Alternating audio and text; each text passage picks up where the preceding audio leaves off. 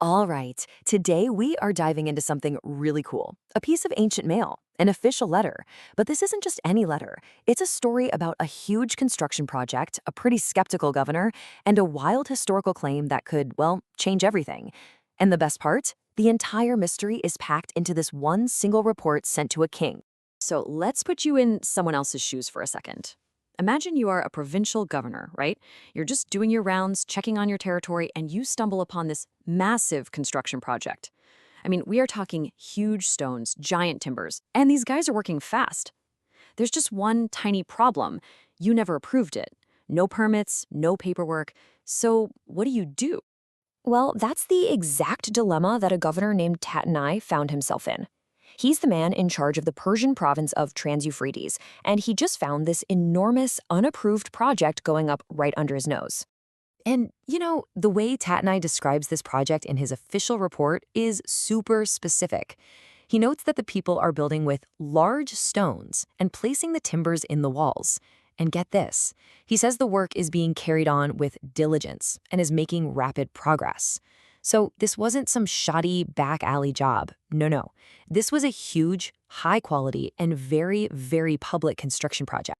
Okay, so who are the main characters in this drama? Well, on one side, you've got Governor Tatanai and his team, the Persian bureaucracy. And on the other side, you've got the Jewish elders leading the charge, guys by the name of Zerubbabel and Joshua.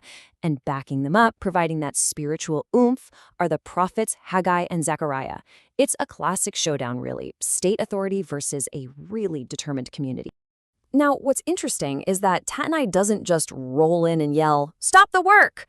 He's a professional, a by-the-book kind of guy. So he does what any good official would do. He starts a formal inquiry. He starts asking questions. And his questions are really precise. First, the big one. Who gave you permission? Who authorized you to rebuild this temple and finish it? The classic, show me the permit. And his second question is more logistical. What are the names of the men who are building this? He's taking notes, documenting everything, building a case file for his bosses. This isn't a power trip. It's just procedure. And here's where it gets really fascinating. The source material has this little detail. It says that the eye of their God was watching over the elders of the Jews, and they were not stopped. So the work didn't stop, not until a report could go all the way to King Darius and a reply could come back. For whatever reason, Tatanai lets them keep building while he investigates. The hammers just keep on swinging. So, what happens when Tatanai asks for that permit? Well, the Jewish elders don't just pull out a simple piece of papyrus. Oh no, their answer is way more complicated. They launch into this whole defense that's rooted in decades of history, and their argument is, frankly, kind of brilliant.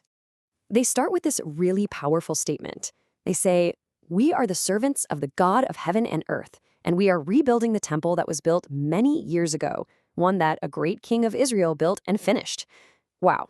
So they're basically saying, we're not just some random construction crew. Our authority comes from God and from history.